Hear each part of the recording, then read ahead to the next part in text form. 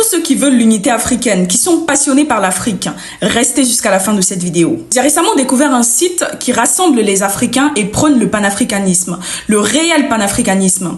Dans ce site, vous pouvez retrouver les différents pays d'Afrique, leur langue, leur territoire, beaucoup d'informations sur différents pays d'Afrique. Pour ceux qui ne connaissent pas, c'est un moyen pour vous aussi d'apprendre davantage sur l'Afrique. Le site s'appelle AMULAB. AMULAB qui est un sigle qui signifie African Most United Laboratory. Le message est fort. L'Afrique doit être unie, pour ceux qui ne comprennent pas l'anglais. Ce site est également une pétition et le but est de rassembler 1 million d'Africains. 1 million d'Africains qui attesteront qu'ils veulent du plus profond de leurs entrailles l'unité africaine. Et c'est très simple. Moi, Maïva, je lance l'initiative de soutenir le panafricanisme. C'est pourquoi j'ai créé mon compte sur le site. Et si toi aussi tu veux soutenir l'unité africaine, tu veux soutenir le panafricanisme, connecte-toi sur le site et abonne-toi à mon compte. Un abonnement égale à une pétition signée. 2 abonnements égale à 2 pétitions signées. Donc ce soir, je veux voir un maximum de personnes soutenir l'unité africaine, soutenir le panafricanisme en vous abonnant sur mon compte. C'est simple. Il suffit de cliquer sur le lien qui se trouve dans ma bio. Pour soutenir le panafricanisme, pour soutenir l'unité africaine, n'oubliez pas, un abonnement égale à une pétition signée. C'était Maïva. J'ai la chance d'être le premier. Je suis Guy Blaise Kamle, je suis de la Banque africaine de développement. Économiste en chef pour l'Afrique de l'Ouest. Mais je suis ici à titre personnel pour l'amour pour l'Afrique et surtout pour cette initiative que j'apprécie énormément. Bon courage pour ce que vous êtes en train de faire. J'aurais une question assez rapide pour ne pas perdre le temps. Comment est-ce que Mansa pense à connecter ce qui est fait avec les autorités qui sont chargées de mettre en œuvre? Je vais dire quoi? Vous avez une bonne équipe qui va identifier les contraintes de l'Afrique, qui va même identifier les pistes de solutions. Mais une fois que cela est fait, comment faire en sorte que ceux qui sont en charge de mettre en œuvre ces solutions puissent les incugiter, les prendre cela sur eux? On a dit tout à l'heure ici, par exemple, le cas de nos dirigeants qui ne sont pas légitimes. Ça, c'est une vérité. Bon, une fois qu'on a dit ça, on fait comment? On organise les coups d'État ou alors on parle dit... on parlait... Merci beaucoup. Merci. Bon, ok, je m'arrête là. Je crois que... Bon, votre question a été bien comprise. Je vais demander au président, Alain Foka, de répondre à la question.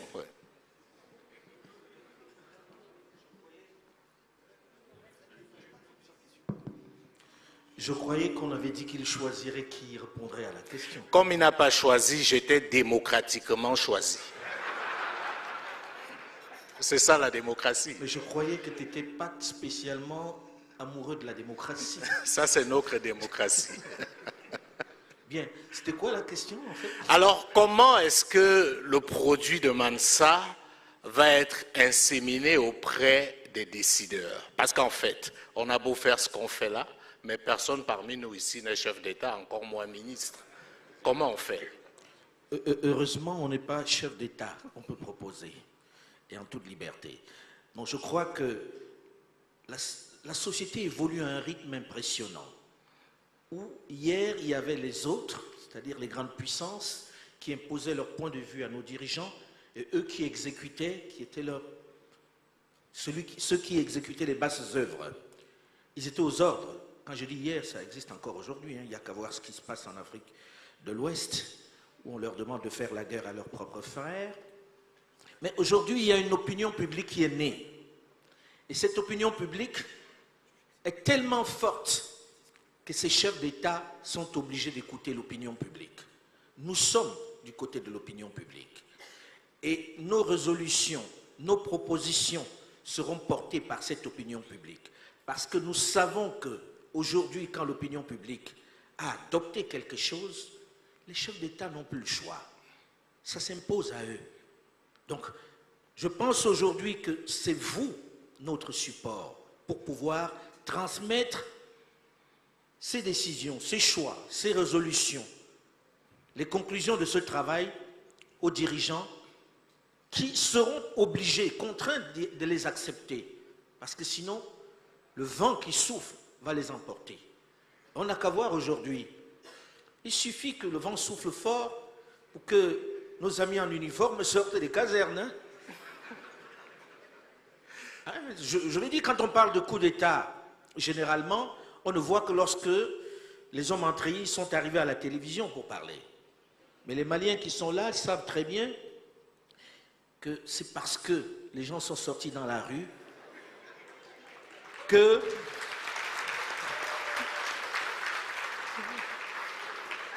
n'interprétez pas ce que j'ai dit, hein, je dis bien les choses.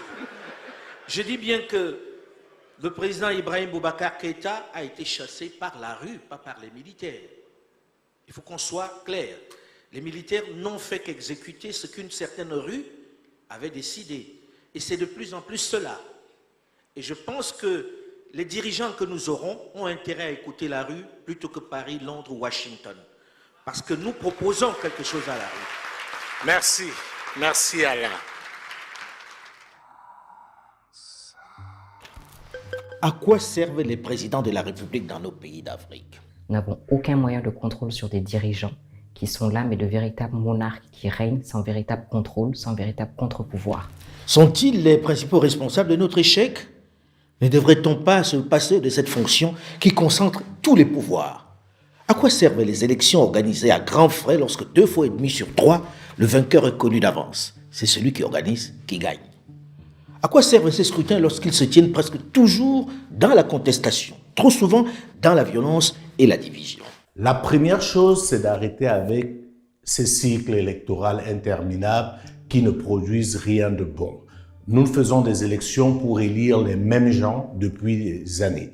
Ça veut dire, dans la plupart des cas, quand on fait les élections en Afrique, on connaît le vainqueur bien avant et on continue à dépenser des sommes faramineuses pour produire la même chose. Quels sont les critères pour choisir un ministre, pour désigner les membres du gouvernement dans nos pays? Un gouvernement qui serait composé d'élus locaux, donc obligation d'avoir un ancrage local pour être au plus près des populations. Et à côté de cela, certains postes dédiés à des technocrates en raison de leur spécificité technique. Quelle doit être la place de l'armée dans nos États? Il faut qu'on considère à présent l'armée comme un acteur à part entière, qu'on le veuille ou non. Puisque quand ça ne va pas, elle fait irruption sur la scène politique. Maintenant, comment encadrer, en tout cas redéfinir son rôle, c'est la question. Le système démocratique électoral adopté au forceps au lendemain de la conférence Afrique-France de la Baule en 1990 est-il vraiment adapté à nos pays subsahariens? Ayons le courage d'aborder de front, sans tabou, les questions que nous nous posons depuis quelques années en silence, dans notre intimité, sans avoir le cran d'en débattre en public, simplement parce que l'on a érigé le modèle importé en dogme, en religion quasiment. Il faut faire bonne figure en les soutenant, ça fait bien. On doit se regarder aujourd'hui dans la classe, se poser les vraies questions et vraiment se départir de cette paresse intellectuelle pour trouver des solutions idoines à nos problèmes propres. À Mansa, notre ambition est d'inviter tout le monde, tous les Africains, sans exclusive, à repenser l'Afrique, avec méthode, sans passion et sans haine, sans invective et sans fanatisme, à imaginer, à élaborer leur propre modèle. C'est une urgence au regard de la situation de nos États, au regard des crises aiguës que traversent nos pays. Ce n'est pas une option. Nous sommes à un moment géopolitique où on rebat les cartes. C'est une fenêtre de tir extraordinaire. Il faut qu'on la saisisse. Nous voulons ici vous inviter à réfléchir avec nous à des solutions. Donc il y a un moment, il faut s'arrêter pour se poser les vraies questions, pour s'interroger sur le cap que l'Afrique aujourd'hui devait prendre et s'interroger si effectivement, depuis les indépendances, le trajet que nous avons pris est le bon. Le système ou le régime démocratique que nous avons dans nos pays francophones, je n'y crois pas. Pour soigner le mal, il ne faut pas se contenter de juger les conséquences. Il faut déterminer son origine, les causes racines. C'est en partant de là que nous pouvons faire des propositions pour repenser et donner un modèle qui convienne à notre continent. À Mansa, dans la commission gouvernance et institutions, nous avons choisi de nous attaquer, dans ce premier volet de nos travaux, à la question du modèle de gouvernance et des institutions.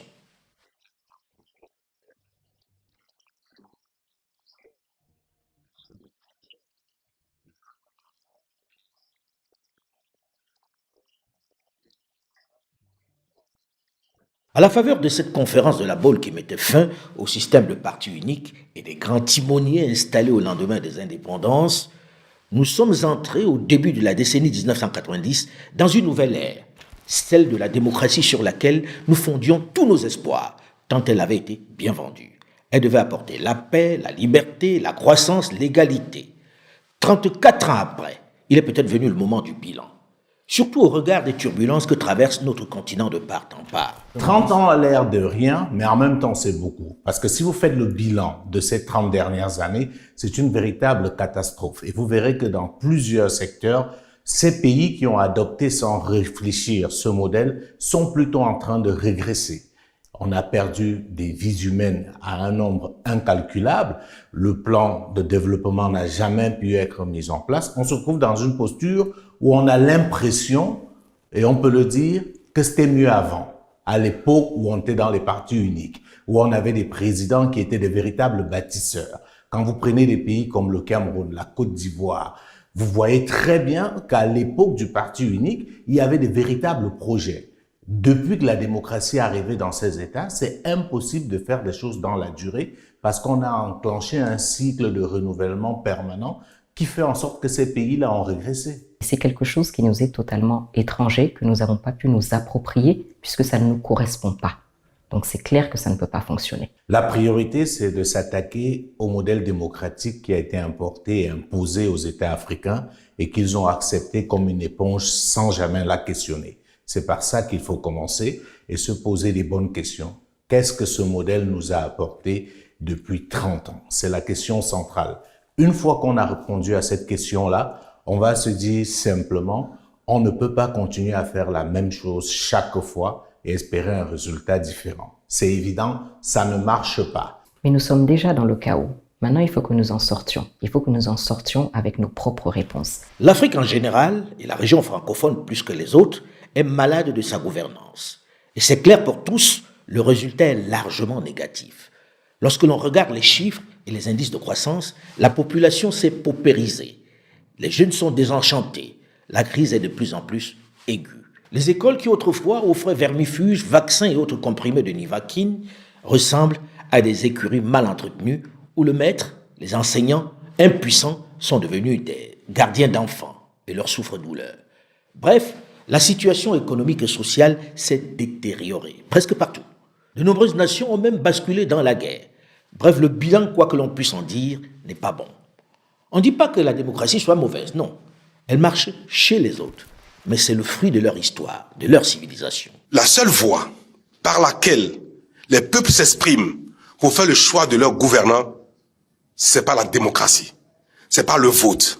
On n'a pas encore imaginé, inventé, Dieu nous a pas encore donné un autre moyen d'entendre le peuple. Je pense qu'en tant qu'Africains, nous devons changer de paradigme et ne plus nous contenter de ce qui est moins mauvais. Nous souhaitons désormais le meilleur. Et le meilleur pour nous, ce n'est pas la démocratie. Une fois que ce constat est fait, maintenant, il faut travailler, réfléchir à un système de gouvernance qui soit adapté. Plusieurs systèmes de gouvernance d'ailleurs, puisque l'Afrique est plurielle. La proposition que nous faisons, c'est de totalement oublier la démocratie telle qu'on nous l'a présentée jusqu'à présent. C'est une vaste escroquerie et il faut le reconnaître parce qu'elle ne nous a rien apporté. Elle nous a apporté quoi? Des guerres, elle nous a apporté la misère, elle nous a apporté la division, elle nous a apporté le tribalisme. Donc il est évident aujourd'hui que nous devons mettre tout cela derrière nous.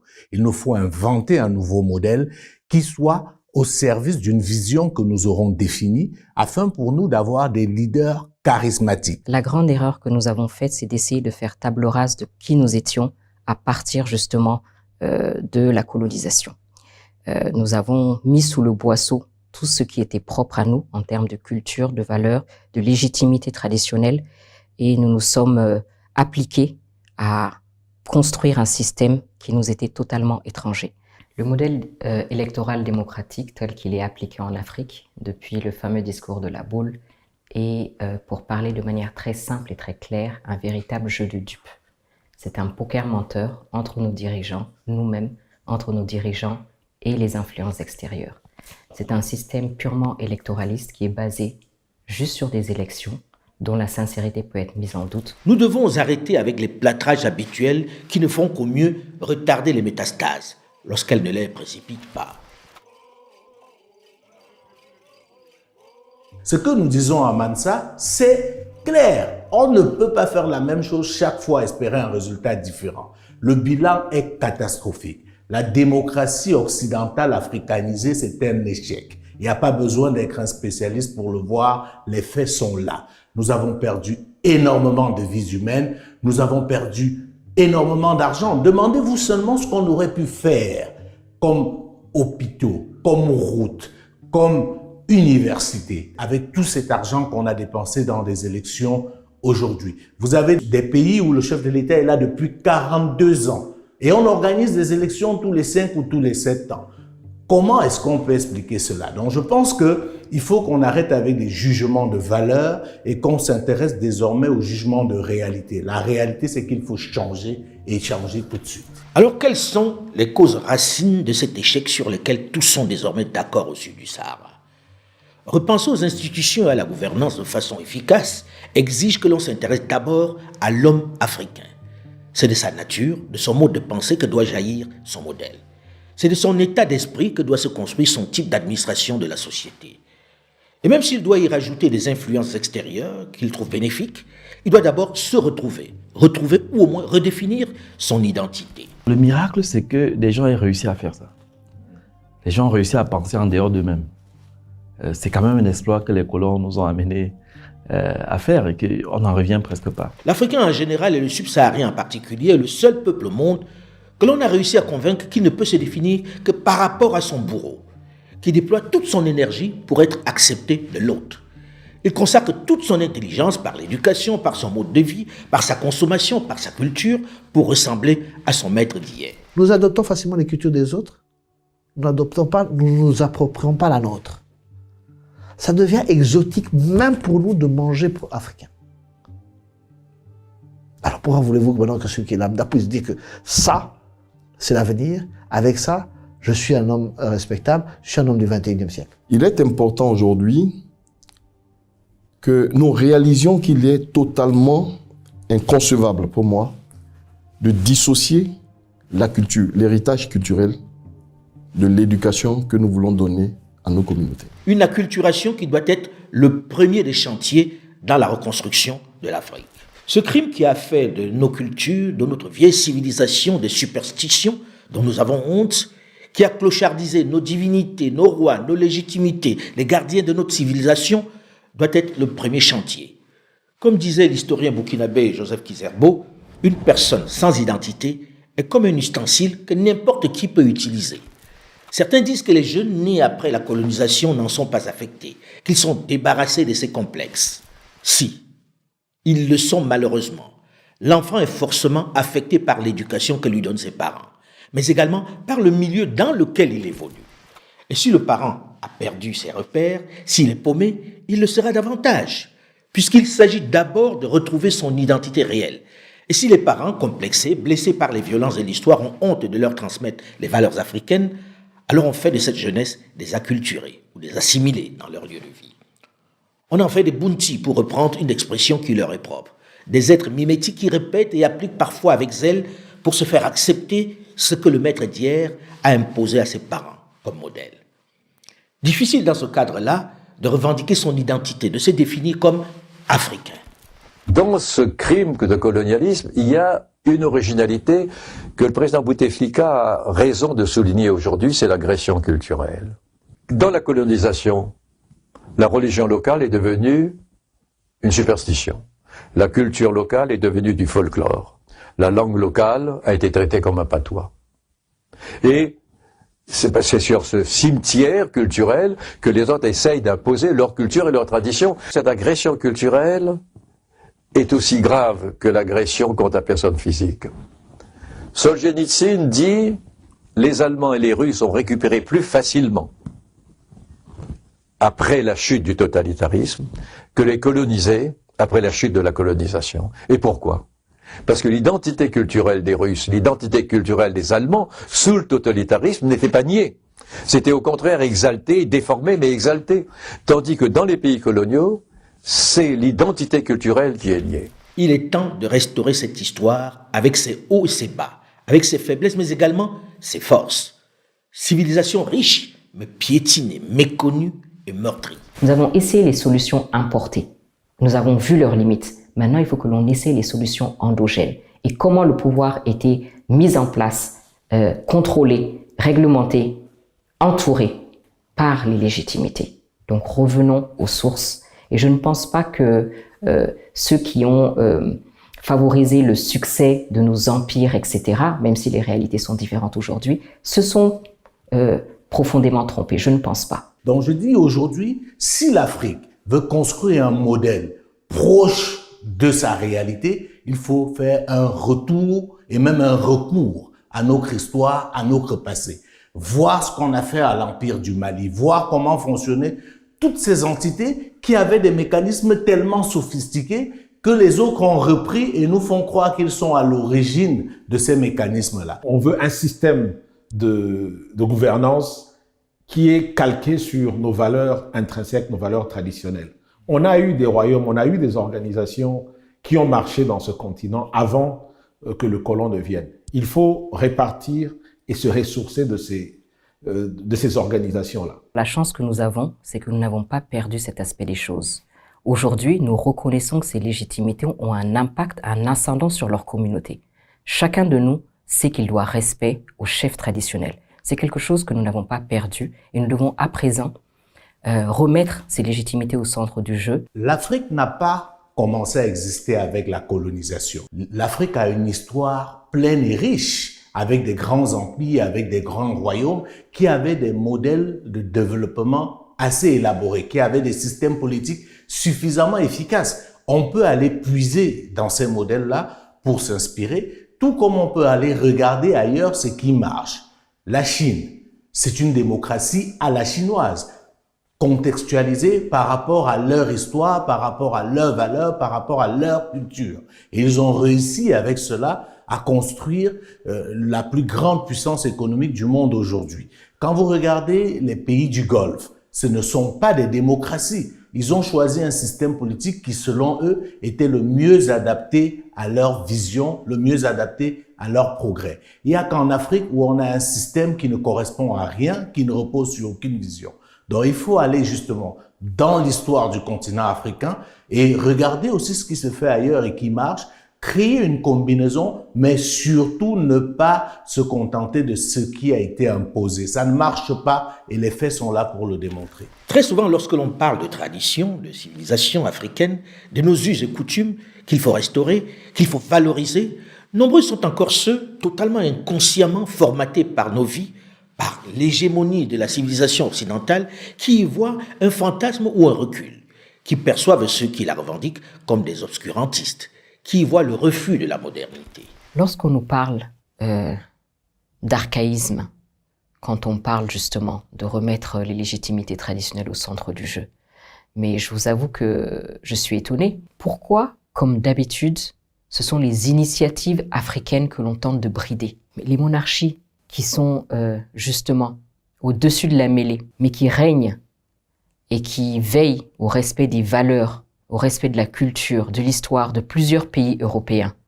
Pourquoi on n'y trouve rien à redire? Vous avez la monarchie espagnole, la monarchie anglaise qui est là. Pourquoi on n'y retrouve rien à redire? Dans le Moyen-Orient, les monarchies se succèdent. Pourquoi personne n'y trouve rien à redire? Au Japon, on a pu allier justement respect des traditions et modernité. Pourquoi nous ne serions-nous pas capables, nous, Africains, de mettre en place un système propre qui nous permettrait d'être tournés vers le futur, mais ancrés dans le passé, sur ce socle que constituent nos légitimités. Donc je pense que sincèrement, personne n'a de leçons à nous donner. Nous devons nous-mêmes savoir où aller et garder le cap. Nous, occidentaux, nous avons confondu hégémonie et universalisme. Au prétexte que nous étions hégémoniques, nous avons dit nos valeurs sont universelles. Je partage tout à fait votre point de vue parce que c'est un problème fondamental. Et donc nous avons une position de surplomb vis-à-vis du monde entier, de l'Afrique en particulier. Sauf que l'Afrique ne l'accepte plus.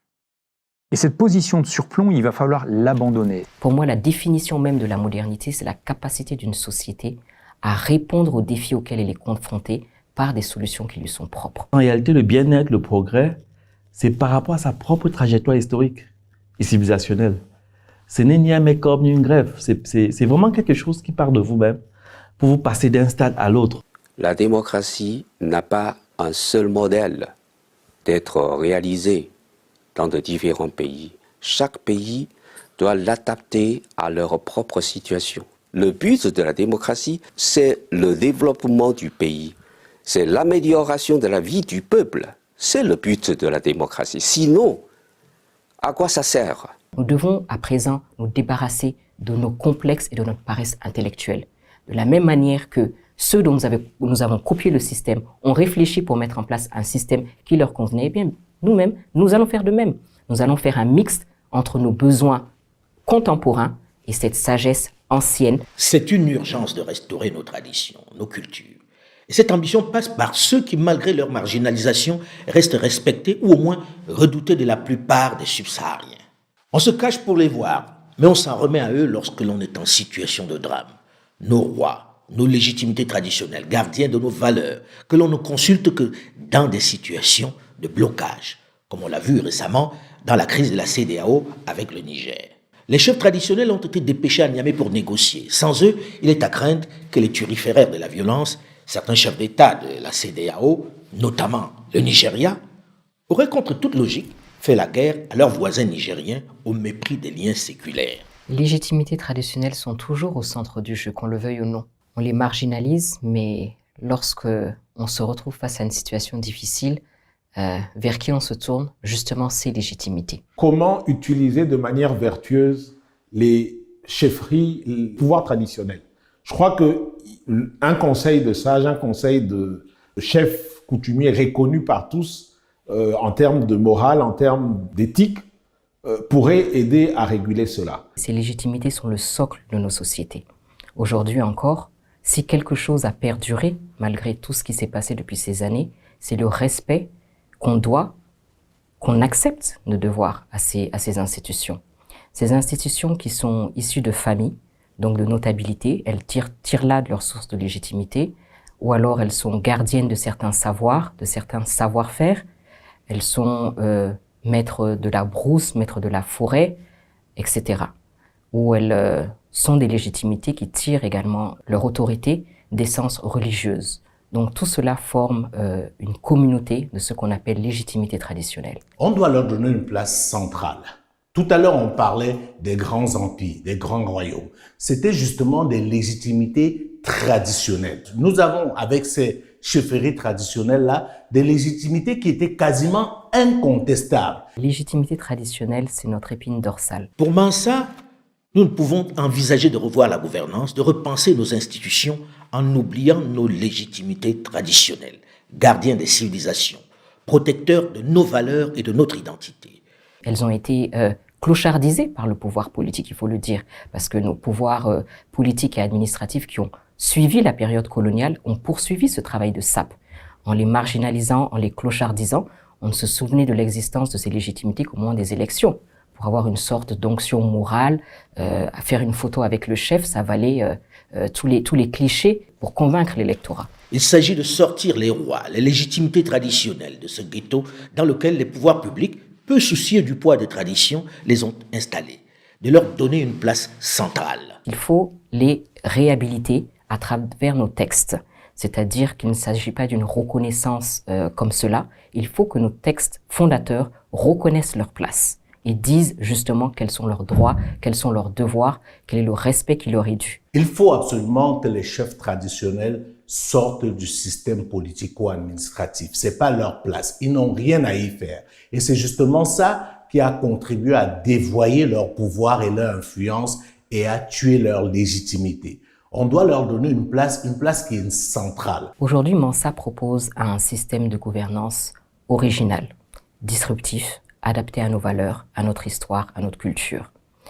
Au sein de ce système de gouvernance, le Conseil des sages, composé justement de ces légitimités traditionnelles qui seront nommées par leurs pairs, joue un rôle central. Ce Conseil des sages aura un rôle d'orientation, c'est-à-dire que les décisions importantes de la nation qui seront prises devront être en conformité avec notre histoire, nos valeurs, nos cultures, de manière consensuelle, tout ce sur quoi nous sommes d'accord pour mener à bon port nos sociétés. En fait, Mansa se propose de créer un conseil des sages composé de rois et chefs traditionnels, qui seraient les garants, les gardiens des valeurs. Ce conseil de sages sera au-dessus de la mêlée. Il va faire en sorte que désormais, tout ce qui se passera dans la nation, tout ce qui se décidera, sera en conformité avec ce que nous, citoyens, aurons décidé. Ce ne seront plus des injonctions qui viendront de l'extérieur, mais ça devra être conforme avec notre volonté commune, notre vision commune de ce que nous voulons faire de nos États. Et ce Conseil des légitimités serait une institution purement africaine qui nous ressemble, avec des règles qui nous ressemblent, et ils auraient leur mot à dire sur la conduite de la nation, leur mot à dire sur la désignation des dirigeants, leur mot à dire si ce dirigeant ne fait pas correctement son travail, c'est-à-dire n'applique pas cette vision partagée, ils auront leur mot à dire en termes de mécanismes de destitution. Comme eux, ils ne seront pas préoccupés par un désir de plaire à un quelconque électorat, ils pourront avoir suffisamment de recul pour veiller à ce que la vision commune et partagée soit respectée par ceux qui auront reçu le suffrage. Donc si ce chef de l'exécutif est élu, il sait qu'il devra rendre compte de manière régulière. Et s'il dévie de sa trajectoire, le Conseil des sages est là pour le rappeler à l'ordre. S'il ne comprend pas les injonctions de ce Conseil des sages, dont les rappels seront bien sûr fondés sur des critères que nous aurons tous acceptés, le Conseil des sages aura la faculté de le destituer et de dissoudre le Parlement. Jusque-là, nos démocraties se caractérisaient par des ruptures constitutionnelles, des coups d'État. Aujourd'hui, la possibilité d'actionner l'armée en dernier recours sera dévolue uniquement au Conseil des sages, après que plusieurs étapes aient été franchies. Il faut évidemment, pour rendre ces rois, ces légitimités traditionnelles libres, les mettre à l'abri du besoin qui a permis de les clochardiser pendant toutes ces décennies. Ces légitimités seront totalement indépendantes sur tous les plans de l'autorité centrale. C'est-à-dire que les impôts qui seront levés dans leur communauté, c'est sur cette base-là que ces légitimités vont fonctionner et vont vivre. Donc, aucun lien avec le pouvoir central désormais. Donc, il va falloir justement, dans ce nouveau système-là, travailler à cette indépendance financière, donner un pouvoir relatif à ces chefs dans leur localité pour pouvoir justement collecter suffisamment d'argent pour contribuer notamment au développement de la localité et les débarrasser de tous ces liens qui feront en sorte qu'ils seraient des suppôts de l'administration. C'est ce qui se passe aujourd'hui et c'est ce qu'il ne faut surtout plus faire. Donc aujourd'hui, il faut qu'ils soient indépendants.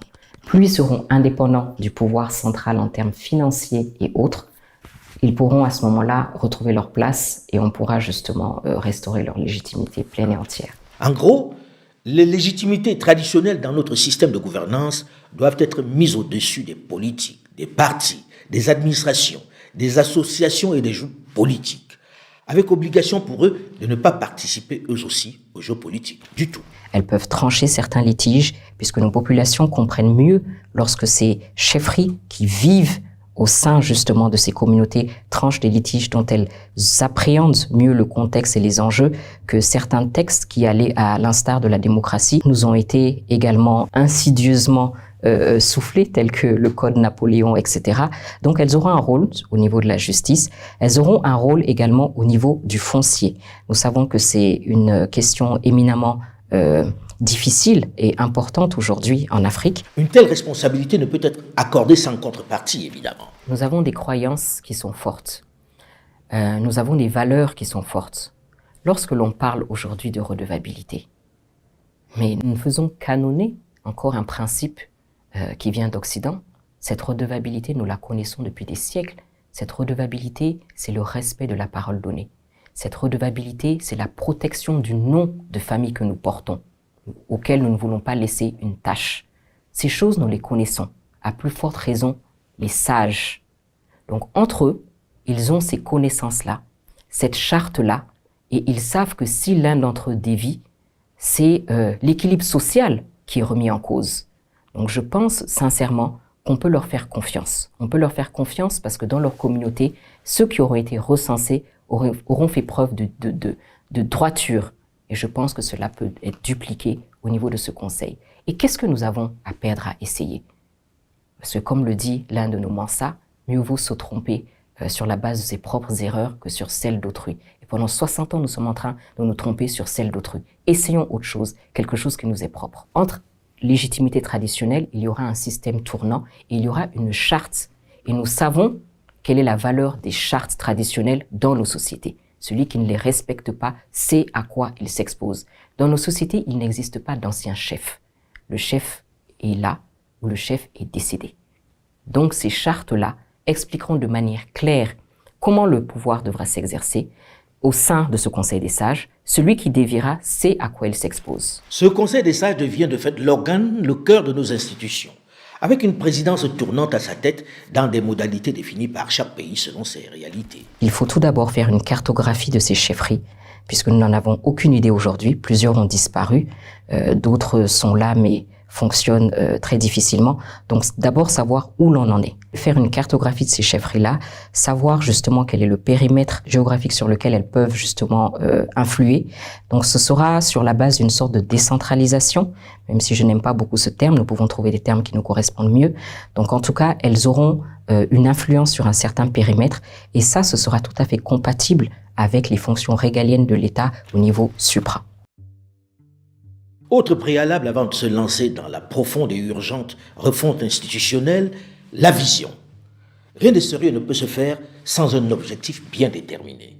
Avant de parler des institutions et des gouvernants, il est important d'évoquer d'abord la vision. Nous devons d'abord définir ce que nous souhaitons être. Quel est notre objectif? Si vous vous levez chaque matin et sortez de chez vous sans direction définie, vous n'arriverez jamais nulle part, c'est évident. Un pays ne peut pas évoluer, ne peut pas connaître la croissance, ne peut pas apporter le bien-être à ses populations si un cap n'est pas clairement, préalablement défini. Ce que propose Mansa, c'est tout d'abord une vision. C'est la première des choses. Une vision, un cap qui serait fixé vers le progrès inclusif de nos concitoyens. Et cette vision serait partagée majoritairement et transcenderait tous les courants partis politiques. Dans un premier temps, on va se mettre d'accord sur la destination. Quelle est la destination que, de manière consensuelle, toute la population ou ceux qui sont en âge de s'exprimer, on veut aller? Dans le domaine, il est important de copier ailleurs ce qui peut l'être tant qu'il n'est pas en déphasage avec notre identité. Il est impératif d'élaborer, comme l'ont fait par exemple les Chinois, comme l'ont fait les Singapouriens, les Émiratis, pour ne citer que ceux-là, un projet sur le moyen et long terme, qui est notre boussole. Une boussole qui ne doit pas souffrir des errements, des fantasmes des politiques. Nous avons des projets, des politiques court-termistes, sans aucune vision à proposer à nos populations. Donc la première chose, c'est d'établir une vision qui s'imposerait, qui transcenderait les partis, les courants politiques, qui s'imposerait aux dirigeants. Et le but de cette vision, c'est d'aller vers un progrès inclusif. Cette vision doit être ambitieuse, réaliste et partagée. Elle doit être la boussole. On ne doit pas la mettre en veilleuse. Et elle ne peut subir les lubies, les fantasmes des politiques souvent prompts à vendre des idées justes pour séduire l'électorat. Les dirigeants doivent désormais être jugés à leur capacité à réaliser, à respecter le projet, leur talent à mettre en œuvre la vision. Si le peuple, au regard de son potentiel, de ses richesses dans tel ou tel secteur, a décidé d'être champion du monde dans son domaine de prédilection, le politique doit se mettre au service de cette vision, sans possibilité de s'en détourner, sans le consentement du peuple. Il est certain que si l'on sait où on va, si l'on s'est fixé une destination avec un délai et un rétro-planning, il est plus possible d'y arriver. Cette vision doit être validée par les populations. Elle doit être une vision partagée à laquelle le plus grand nombre adhère. Qui voulons-nous être? Où voulons-nous aller? Que voulons-nous devenir? Le jour où nous aurons répondu à ces questions, nous deviendrons la première puissance au monde. Définissons notre vision. C'est la clé. Il est impératif dans chacun de nos pays de nous pencher sur cette vision qui nous permettra de l'étendre ensuite au continent afin de voir les synergies à dégager. Une fois cette vision établie, nos institutions s'adapteront plus facilement aux objectifs. J'ai parlé de bien de choses et de tout le monde. Que devient le chef dans tout cela? Quel sera le nouveau rôle du chef? Et le chef dans tout ça, pour paraphraser le président fondateur Mobutu Sese Seko Kuku Ngbendu Zabanga du Zaïre, et le chef dans tout ça, que devient-il? Que devient le président dans cette réforme, dans ce nouveau modèle que propose Mansa? Il faut qu'on arrête avec des chefs qui règnent au lieu de gouverner. Les régimes dans lesquels nous sommes sont hyper présidentiels. C'est-à-dire que les chefs ont un pouvoir maximal aussi bien dans l'exécutif que, en réalité, dans le législatif et surtout dans le judiciaire. En plus, ils contrôlent toute l'information. La première chose, c'est qu'ils ont la possibilité de changer les règles du jeu. Les chiffres sont têtus. Aujourd'hui, quand on regarde, on voit très bien que le nombre d'élections qu'on a organisé et les alternances qu'on en a sorties, il n'y a pas photo. Lorsqu'on regarde pourquoi on fait ces élections, on se pose la question si ça vaut la peine. On a dépensé 125 milliards depuis 2000 jusqu'à aujourd'hui à faire des dizaines d'élections, mais pour quel fruit? Nous n'avons aucun moyen de contrôle sur des dirigeants qui sont là, mais de véritables monarques qui règnent sans véritable contrôle, sans véritable contre-pouvoir. C'est la fonction la plus courue, la plus convoitée, la plus exposée dans le monde. L'objet de toutes les bagarres, des affrontements les plus fratricides. Et paradoxalement, c'est la plus détestée, la plus dénoncée, la plus honnie par les masses. On les choisit, les élit, les installe au pouvoir. Mais aussitôt, on les dénonce, les accuse de tous les péchés, les rend responsables de tous nos maux. Lorsque l'on parle de la mauvaise marche de nos pays, de la mauvaise gouvernance, cause de notre retard, de nos divisions, de nos tensions, les personnes les plus décriées, les plus détestées, les plus honnies, sur qui se polarisent toutes les rancœurs, sont naturellement les chefs d'État, les présidents de la République qui réunissent entre leurs mains tous les pouvoirs, qui sont les maîtres de la pluie et du soleil, des oiseaux et des poissons, de l'air et de l'eau, des éléphants et des fourmis, bref, des êtres tout-puissants souvent à la solde d'autres nations qui les ont installés aux affaires. Des êtres corrompus essentiellement mus par leurs propres intérêts. Voilà le miroir, l'image parfois un peu grossissante, il faut le reconnaître, qui nous est renvoyée lorsque l'on parle de nos dirigeants, de nos chefs d'État. Une réputation qui, malheureusement, n'est pas toujours usurpée. Parce qu'il faut qu'on arrête avec des chefs qui règnent au lieu de gouverner. En réalité, notre système politique a en effet généré des chefs tout-puissants qui ne rendent compte à personne, qui interviennent dans tous les domaines, législatifs, exécutifs, judiciaires, militaires, coutumiers, des chefs qui ne sont responsables devant aucune institution puisqu'ils ont su jouer des faiblesses du système pour s'accaparer tous les pouvoirs. Lorsque l'on est aussi puissant, il est aisé, avec des courtisans autour de soi, de perdre la tête. Seul Dieu peut ne pas perdre la raison avec autant de pouvoir. C'est pourquoi il est urgent de sortir de ce schéma qui fabrique des demi-dieux capables du pire et trop souvent déconnectés de la réalité. Il est urgent de mettre un terme à cette fonction qui a montré ses limites. Un chef doit être responsable devant le peuple. Il doit lui rendre compte. C'est pourquoi, à Mansa, nous pensons qu'il faut avoir le courage de mettre un terme, de toute urgence, à cette fonction de président de la République, selon ce modèle. Le président omniprésent, omnipotent, omniscient, on n'en veut plus. Le président qui a tous les pouvoirs, on n'en veut plus. Ça ne marche pas. On ne veut plus des dirigeants qui dirigent pour leur plaisir personnel, qui ne rendent compte à personne. On engage un projet qui est censé faire 3 ans, il fait 15 ans et personne n'en parle. Donc, on va donner dans ce système suffisamment de pouvoir aux chefs pour qu'ils puissent prendre des décisions qui permettent de respecter la vision. Mais on va se rassurer très vite qu'il y a en face de véritables contre-pouvoirs qui feront en sorte que si jamais il lui passe à l'idée de vouloir dévier pour quelque raison que ce soit, il soit tout simplement destitué au cas où les multiples rappels à l'ordre n'auront pas produit de résultats. Le président tout-puissant devient esclave des dragueurs, des baratineurs, de ceux qui viennent lui dire le soir qu'il est spécialement intelligent alors qu'il a besoin d'être conseillé. Ce n'est pas parce qu'on a juré un jour sur le Coran ou sur la Bible au moment de la prestation des serments que d'un coup, vous êtes devenu plus intelligent que vous ne l'étiez hier et que tous vos choix et toutes vos décisions sont bonnes et s'imposent à tous. Non.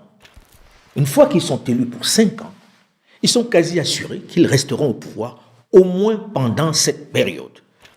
Pas de risque d'être destitués autrement que par la mort ou un putsch militaire. Est-ce que la situation peut être pire que celle que nous vivons actuellement? Nous avons des monarques qui règnent, qui ne rendent compte à personne. Sur le papier, nous avons des contre-pouvoirs qui ne sont jamais exercés. Donc aujourd'hui, il faut essayer autre chose. Nous, à Mansa, on milite pour la disparition de ce poste de président de la République. Aujourd'hui, Mansa propose un système de gouvernance original, disruptif, adapté à nos valeurs, à notre histoire, à notre culture. Au sein de ce système de gouvernance, le Conseil des sages, composé justement de ces légitimités traditionnelles qui seront nommées par leurs pairs, joue un rôle central. Ce Conseil des sages aura un rôle d'orientation, c'est-à-dire que les décisions importantes de la nation qui seront prises devront être en conformité avec notre histoire, nos valeurs, nos cultures, de manière consensuelle, tout ce sur quoi nous sommes d'accord pour mener à bon port nos sociétés. Et par quoi le remplace-t-on, puisque chaque pays a besoin d'un chef? Le modèle que nous proposons est particulièrement disruptif, nous le reconnaissons. nous devons aller vers un modèle où le chef de l'exécutif, que l'on pourra appeler Premier ministre, ou président du Conseil, ou président de l'exécutif, doit être le chef du parti majoritaire issu des élections. Il ne peut désigner une personnalité ou un de ses partisans pour gouverner. Non. Il doit être lui-même aux commandes. Il doit prendre sur lui de diriger le pays, de conduire l'exécutif, avec le soutien de sa majorité à l'Assemblée. Il doit aller au Parlement expliquer ce qu'il fait. Il doit rendre des comptes de façon à ce que chacun puisse juger le travail qu'il a fait. Il doit respecter la vision qui a été préalablement définie. Généralement, la pratique est celle du président qui remporte les élections et nomme un Premier ministre qui lui sert de fusible. Dès qu'il y a une contrariété, il vire le Premier ministre et en trouve un autre, en sachant qu'il ne risque rien et qu'il va faire ses 5 ans de toute façon. Toute faute qu'il commet est absous par le remplacement du Premier ministre, alors qu'on sait que c'est lui qui est à la manœuvre. Le chef de l'exécutif doit savoir qu'il doit désormais rendre compte. Il est là pour appliquer un programme issu d'une vision commune, consensuelle, que la nation aura décidé de suivre. Il ne s'agit pas de brider le pouvoir, non. Il s'agit de prendre des dispositions juridiques qui rappellent au chef de l'exécutif qu'il doit rendre des comptes, qu'il ne peut pas faire n'importe quoi, qui peut être renversé avec son gouvernement et sa majorité s'il déraille. Mais dans le même temps, il faut lui donner suffisamment de pouvoir pour qu'il puisse réaliser des grands projets, qu'il puisse diriger convenablement le pays, lui donner un certain confort dans la conduite de la nation. On doit avoir un chef fort avec des pouvoirs étendus pour mettre en œuvre la vision collective. Pourquoi on doit attendre 5 ans ou 7 ans qu'un mandat se termine parce que la personne a été élue, alors que dès la première année, on voit très bien que ça ne marche pas? Comment on peut arrêter les frais suffisamment tôt pour qu'on ne subisse pas pendant tout le reste du mandat les affres de la personne qui est au pouvoir? Barack Obama, l'ancien président des États-Unis, lors d'un séjour en Afrique, notamment au Ghana, qui disait « L'Afrique n'a pas besoin d'hommes forts, mais d'institutions fortes ». Pour moi, il n'y a pas d'assertion aussi fausse que celle-là.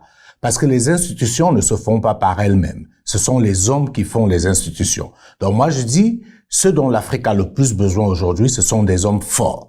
Parce que ce sont des hommes forts qui vont construire des institutions fortes. Donc il faut que ce chef ait le temps. Il faut que ce chef soit un véritable chef. Il ne faut pas qu'il soit une marionnette aux mains de quelques puissances étrangères ou de quelques puissances financières. Il faut que ce chef ait les pouvoirs. Un chef fort, mais qui ne règne pas, qui dans le même temps rend compte et peut être destitué par des mécanismes simples. Il doit être responsable devant l'Assemblée nationale, qui peut le destituer par une motion de censure selon des modalités claires à établir. Il peut également être destitué par une votation populaire, toujours selon les principes à arrêter. Nous avons le référendum citoyen. Les citoyens, face au comportement inapproprié du chef de l'exécutif, vont signer une pétition, réunir un nombre critique de signatures qui va être déposé auprès du Conseil des sages et du Parlement. Si le Parlement ne prend pas ses responsabilités et si le Conseil des sages estime de manière objective et sur la base de critères préalablement convenus qu'effectivement le chef de l'exécutif a dévié, il en informera le Parlement. De son avis en tout cas.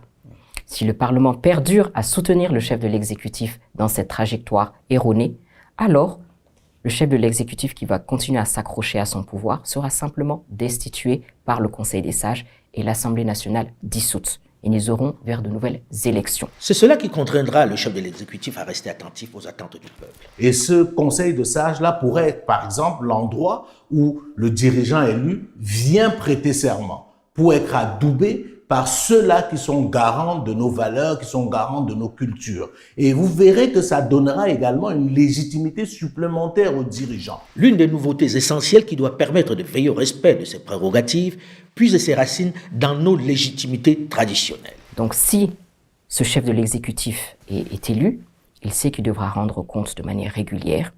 Et s'il dévie de sa trajectoire, le Conseil des sages est là pour le rappeler à l'ordre.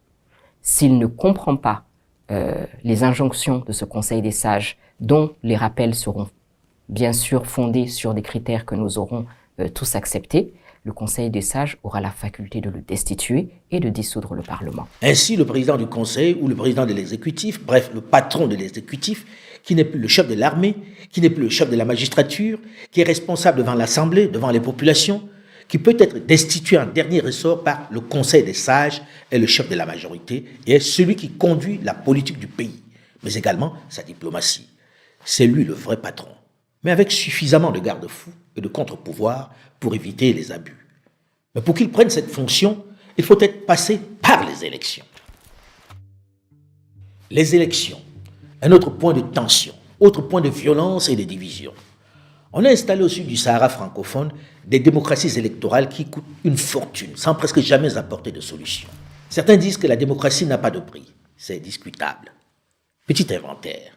Sécurisation des bureaux, impression des bulletins de vote, machines à voter. État bailleur de fonds dépense chaque 5 ans des dizaines de millions d'euros pour organiser des élections présidentielles, parlementaires ou locales. Et presque toujours, la facture explose. En 2010, en Côte d'Ivoire, les partenaires internationaux ont versé près de 252 millions d'euros pour les élections, un record en Afrique. En 2018, les élections présidentielles et législatives ont coûté au Mali un peu plus de 76 millions d'euros, soit presque 50 milliards de francs CFA. Ceci pour reconduire un président déjà aux affaires depuis 5 ans. 3 ans après, il a été renversé par la rue et les militaires. C'est un peu comme si on avait mis cette extraordinaire somme dans les toilettes et on a tiré la chasse, puisque ni le président élu, ni les députés ne sont plus là. Ils ont été balayés par les difficultés de la gouvernance. Cette somme mise dans les élections correspond à plus de 10 hôpitaux de référence dont ont vraiment besoin les populations. Des hôpitaux qui n'auront jamais. Au Cameroun, on a dépensé en 2018 pour les élections présidentielles un peu plus de 82 millions d'euros, soit 54 milliards de francs, pour reconduire le président aux affaires depuis novembre 1982. Et presque les mêmes représentants à l'Assemblée nationale, soit l'équivalent de 530 écoles de qualité dans le pays, ce qui changerait considérablement le monde scolaire et académique. Je ne parle pas du nombre d'hôpitaux qui auraient été construits pour le même prix. Des choses concrètes qui auraient changé la vie des populations. Au Burkina Faso, en 2015, on a dépensé pour la présidentielle et législative un peu plus de 47 millions d'euros, soit plus de 30 milliards de francs CFA, dans un pays enclavé où on manque de tout, où les hôpitaux sont des mouroirs et où la priorité doit être la sécurité, face à des bandes armées qui tuent sans discernement dans les villages du pays, où les militaires manquent d'équipements pour défendre l'intégrité du territoire. Après avoir dépensé la même somme, le président Roch-Marc Christian Kaboré a été renversé et le Parlement dissous. Encore des centaines d'hôpitaux brûlés sur l'autel des élections dites démocratiques. Des centaines de kilomètres de routes qu'on ne construira pas. En République démocratique du Congo, en 2018, on a dépensé 600 millions de dollars pour la présidentielle, les législatives et les provinciales, soit près de 350 milliards de francs CFA. Ceci correspond à 400 kilomètres de route dans cet immense territoire totalement enclavé. 2 parcs agro-industriels, 5 avions Airbus 319 neufs, 4000 bus de transport neufs de marque Mercedes, plus de 4000 écoles primaires et secondaires. Avec cette somme, on aurait aussi pu bâtir plus de 5 barrages hydroélectriques pour fournir l'énergie qui fait si cruellement défaut à ce vaste territoire, ou encore 50 centrales de production d'eau potable dans ce pays où l'on meurt encore de paludisme. Tout cet argent, cette somme, aurait pu permettre de lutter efficacement et définitivement contre l'insécurité dans l'est de la RDC où des bandes armées font encore la loi, où l'insécurité est devenue la règle.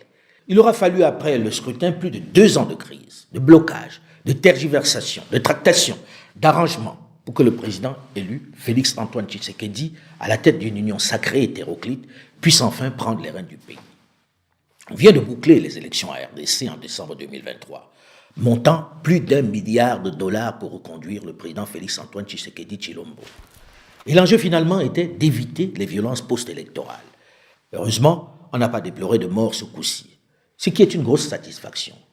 Lorsque l'on fait l'inventaire de tous ces scrutins, il y a moins de 10% d'alternance. En gros, les mêmes remportent leur siège. On vote donc presque pour rien. Une tragicomédie. Ceci pose avec acuité, avec violence, j'allais dire, la problématique, le fameux dilemme entre la démocratie et le développement. Question que certains intellectuels, un peu rapidement, pleins de certitudes, balaient d'un revers de la main. Ceci n'est qu'un bref inventaire de l'immense gâchis chaque année sans garantie d'alternance et qui très souvent se termine en crise, en contestation, en division du pays. Doit-on continuer de voter au même rythme?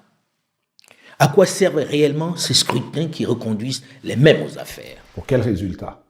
On peut, avec cet argent, aisément organiser, construire des infrastructures plutôt que de les jeter alors qu'on connaît le résultat final. Et donc, ça interpelle et on a besoin de changer de modèle et d'avoir le courage de remettre tout à plat et de répartir sur une feuille blanche. On ne peut pas dire de manière péremptoire on ne vote plus. On dit on ne vote plus tout le temps pour rien. Il faut que le vote serve à quelque chose. Il faut qu'on soit sûr que quand on organise une élection précise, les règles du jeu soient claires, pour qu'on soit certain que ce qui va découler de cette élection soit l'expression de la volonté de la majorité. Nous avons des élections, lorsqu'elles se tiennent, dont la sincérité est mise à mal, des élections qui sont émaillées de violence. Cela n'est plus acceptable. Nous pouvons, nous, Africains, décider quel sera notre dirigeant de manière responsable, de manière sereine, de manière pacifique, entre nous, conformément à nos valeurs et à notre vision, sans quelque implication de qui que ce soit. Il faut inventer un mécanisme qui fait en sorte que l'élection ne soit plus considérée comme un gadget qu'on utilise pour régler des problèmes. Ça ne marche pas. L'élection ne réglera aucun problème. Avant toute élection, nous, citoyens, devons nous mettre d'accord sur ce que nous voulons faire de nos États. Jusque-là, nous n'avons jamais eu de vision. Il s'agit maintenant de se mettre d'accord sur une vision à court, moyen, long terme. Qu'est-ce que nous voulons faire? Et dans tous les domaines, sur le plan national, sur le plan régional, sur le plan international. Nous serons d'accord sur cette base-là. Pour sortir de ces élections gadgets, il faut s'attaquer à un autre phénomène. La pléthore des partis politiques qui fleurissent à tous les coins de rue sans avoir de projet et d'ancrage réel. Les partis politiques ont été notre piège à con. On a des pays, on ne va pas les citer, qui ont 900 partis politiques. Quand on regarde, il n'y a aucune démarcation en termes d'idéologie. On ne sait pas pourquoi ils existent exactement. Dans le système de gouvernance que nous proposons, il y aura maximum 3 partis politiques. De ces 3 partis politiques sera issu un chef de l'exécutif qui sera le chef de ce parti politique-là. Il est évident qu'il faut en finir avec tous ces partis qui n'ont pour but que de se partager les fonds de campagne ou de négocier des fauteuils ministériels. Il est hors de question de maintenir le système actuel avec une explosion des partis politiques qui servent plus à accéder à des strapontins ministériels ou autres avantages qu'à participer à l'avancée du débat. On ne peut pas avoir autant de partis qui représentent autant d'offres politiques. Ils peuvent se réunir dans un nombre restreint compte tenu du fait que la vision est préalablement définie. Pour nous, à Mansa, nous pensons que les partis doivent arrêter de vendre du vent pour se concentrer dans la stratégie à mettre en place pour réaliser de façon efficiente la vision arrêtée et partagée par tous. Il faut qu'ils soient contraints de s'en tenir à la vision. Les 3 partis politiques qui vont compétir vont nous dire comment elles vont implémenter cette vision. Il n'y aura pas de 3 visions. Il n'y en aura qu'une seule. La différence, ce sera comment elles vont l'implémenter. Sur un thème temporel, comment elles vont le dérouler, comment elles vont le financer, en ayant le moins possible de demandes d'accès au financement extérieur, mais sur nos ressources propres. De ce scrutin va émerger une majorité à l'Assemblée nationale. Et le chef de la majorité devient automatiquement président du Conseil ou président de l'exécutif. Il forme son gouvernement qu'il dirige, avec une exigence nouvelle, cardinale, dans le choix de son équipe gouvernementale. Il faut que les dirigeants que nous mettrons à la tête de nos États aient déjà fait leurs preuves au sein de leur communauté, de leur région, de leur commune, qu'ils aient montré leur capacité déjà à fédérer, leur leadership et également leur compréhension des enjeux et des besoins des populations. Il faudrait également que ceux qui vont travailler avec ce président, ça veut dire ceux qu'on appelle généralement des ministres, soient eux aussi des élus locaux. Bien sûr, à l'exception des postes qu'on peut qualifier de technocratiques, où là, on aurait besoin d'une quelconque expertise, on pourrait faire des exceptions. Mais sinon, l'essentiel des membres du gouvernement qui vont accompagner le président de la République ou le premier ministre élus doivent être eux-mêmes des élus locaux. Parce qu'il faut aujourd'hui qu'on arrête avec le clientélisme, qu'on arrête avec le copinage, pour que ceux qui dirigent la destinée des millions de personnes soient responsables devant ceux qui détiennent le véritable pouvoir, à savoir le peuple. C'est une véritable escroquerie. Il faut à un moment donné arrêter avec ça. Ce n'est pas parce que vous allez faire semblant de changer des dirigeants chaque 5 ou chaque 7 ans que vous allez transformer votre pays. Le fétichisme de la limitation de 2 mandats qui anime tous les jours les débats politiques doit être interrogé. La jeunesse doit arrêter d'être des éponges absorbent tout, comme nous l'avons été, pour s'inventer son modèle. Les règles qui s'appliquent ailleurs ne sont pas forcément compatibles dans un environnement qui n'est pas adapté. Elles doivent tenir compte des us et coutumes, des spécificités propres à nos sociétés. On me dira que nous sommes tous égaux, que les règles sont universelles. Ça fait beau dans les cours à l'université, mais on sait que ce n'est pas vrai. C'est à géométrie variable. Cette règle des 2 mandats n'a pas toujours existé dans les grandes nations démocratiques. Aux États-Unis, pendant la crise, Franklin Delano Roosevelt est resté aux affaires de mars 1933 à avril 1945, soit 3 mandats complets et un 4e qu'il avait entamé avant de mourir 3 mois après son investiture. Il est donc resté 12 ans et 1 mois à la Maison-Blanche. Personne n'a dénoncé un viol à la démocratie. Margaret Thatcher a été première ministre de Grande-Bretagne pendant 11 ans sans discontinuer. Plus récemment, en Allemagne, Angela Merkel est restée chancelière de 2005 à 2021, soit 16 ans. On ne lui reproche pas la longévité de son règne. Angela Merkel a fait 4 mandats en Allemagne parce que les Allemands pensaient que c'était la meilleure personne pour porter leur projet. Et quand le temps est arrivé de se séparer d'elle, ça n'a fait aucun doute dans l'esprit des Allemands. Elle-même, elle a dû tirer les conséquences. Donc, on ne peut plus aujourd'hui nous présenter ces gadgets-là comme étant des solutions toutes faites. Et il faudrait qu'on ait le courage, et je dirais même l'audace, de remettre en cause toutes ces certitudes qu'on a voulu nous imposer. En Israël, Benjamin Netanyahou est resté plus de 15 ans comme Premier ministre. Vladimir Poutine, malgré un tour de passe-passe qui lui a permis de céder momentanément son fauteuil à Dmitri Medvedev, est revenu et s'organise pour rester aux affaires jusqu'en 2030. Si on est tous désireux d'alternance au pouvoir, on ne peut pas en faire un dogme obligatoire au bon fonctionnement de la démocratie. Est-ce que l'Allemagne, c'est une dictature? Il n'y a pas de limitation de mandat en Allemagne, mais il ne viendra à l'esprit de personne de parler de l'Allemagne comme étant une dictature. La réalité, ce sont les contre-pouvoirs. Le plus important, c'est de s'assurer qu'on a mis des mécanismes de contre-pouvoir qui permettront que personne ne puisse utiliser le pouvoir à son service personnel. En réalité, il faut qu'on arrête d'avoir des dirigeants qui règnent au lieu de gouverner, qui ne rendent compte à personne. Si vous avez des contre-pouvoirs suffisamment forts, la question de la limitation de mandat devient un détail et un détail insignifiant. Pour quelle raison quelqu'un qui sert très bien son pays devrait nécessairement arrêter après 5 ans ou après 2 fois 5 ans? S'il va dans la bonne direction et que tout le monde le reconnaît, mais continuons. Quitte à ce que les mécanismes existent pour l'arrêter, au cas où, même après 10 ans, après 11 ans, après 1 an, il n'est plus dans le chemin qu'on a tous tracé ensemble. Sorti du piège de la limitation des mandats, c'est un véritable piège parce qu'il n'est pas établi qu'il y a une corrélation entre la limitation des mandats et le progrès ou le développement. Vous avez des pays qui ont la limitation des mandats, mais le chef de l'État est là depuis plus de 40 ans. Pourtant, il y avait la limitation des mandats. Vous avez des pays, effectivement, aujourd'hui, qui arrivent à faire des avancées sur le plan économique et que les gens prennent en exemple, alors que dans ces cas de figure, le président n'est pas préoccupé par une sorte de limitation de mandat. Le cas du Rwanda peut être un exemple dans ce cas-là. Donc, il y a un certain nombre de concepts qui nous ont été imposés et que nous avons acceptés de manière dogmatique, qui nous empêche de regarder ailleurs. Nous avons vu que nous avons encadré les mandats présidentiels à 5-7 ans. Qu'est-ce que ça a donné? Des violences électorales, des volontés de tripatouillage constitutionnel, rien de positif. Donc aujourd'hui, il faut se demander ce qui est bon pour nous.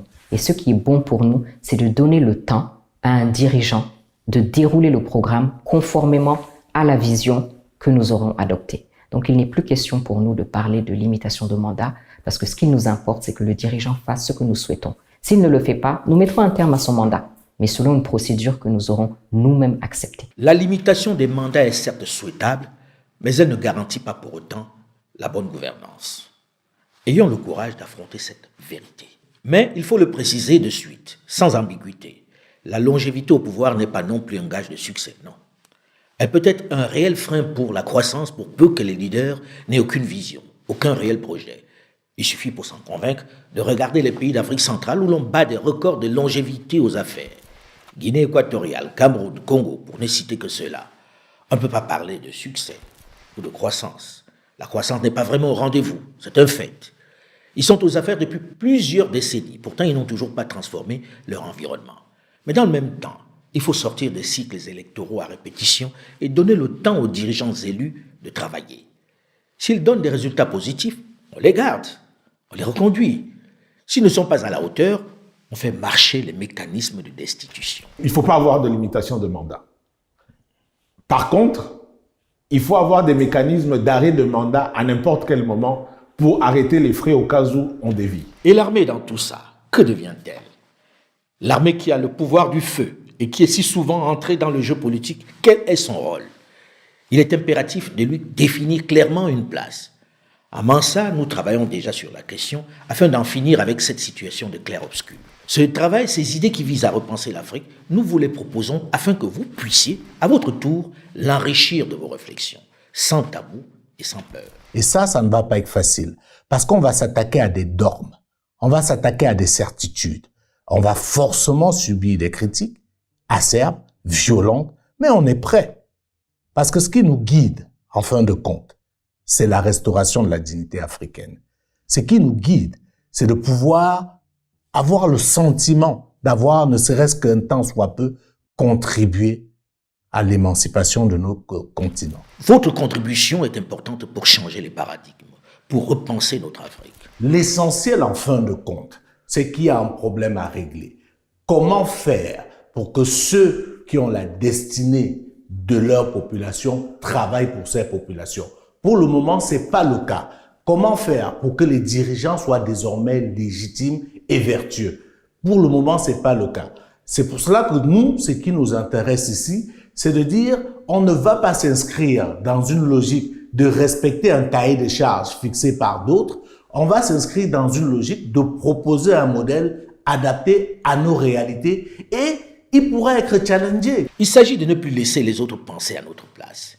Il serait ridicule, vous en conviendrez, si dans une dizaine d'années, on continue de dénoncer les constitutions et les textes imposés il y a une 60aine d'années par les autres. Maintenant que nous avons pris conscience que personne ne viendra organiser notre société à notre place, maintenant que nous avons plus que jamais conscience que les modèles importés ne marchent pas pour nous, nous devons les concevoir par nous-mêmes. Et on ne doit plus accepter de les laisser dans les mains des autres, des pseudo-spécialistes formatés par les autres. On doit s'en occuper par nous-mêmes. C'est le cadre qu'offre Mansa. L'urgence est de penser par nous-mêmes, de faire notre propre expérience. Il peut s'avérer que 30 ans après, on se rend compte que nous avons fait un mauvais choix, que c'était une mauvaise orientation. Mais au moins, nous aurons le mérite d'avoir essayé autre chose. Au moment où partout l'on s'active pour revisiter les textes fondamentaux, pour élaborer un modèle, ne soyons pas en reste. Participons de façon active. Oublions un instant au moins nos différends et querelles de personnes pour participer à une œuvre fondatrice et déterminante pour les générations futures. Rejoignez-nous avec vos idées, vos suggestions. Participez à cette aventure en nous rejoignant sur mansa.com. Nous devons être courageux. Le destin des peuples sans courage, c'est d'être dominés et exploités. Nous l'avons vécu. Nos ancêtres ont été traités en esclaves. Nos parents ont été colonisés. Nos aînés ont été néocolonisés. Il revient à nous maintenant d'en prendre conscience, d'avoir le courage d'aller plus loin. Je voulais dire ici que nous devons aller plus loin que les traités d'amitié et de coopération, qui sont sujets, n'est-ce pas, aux humeurs des différents régimes, etc. C'est pour ça que j'appelle au courage. Nous devons avoir le courage de franchir le pas, de constituer une fédération entre les États de la charte de l'Iptako-Gourma, qui constitue l'alliance des États du Sahel. Nous n'avons pas droit à l'erreur, sinon les générations futures ne nous pardonneront pas.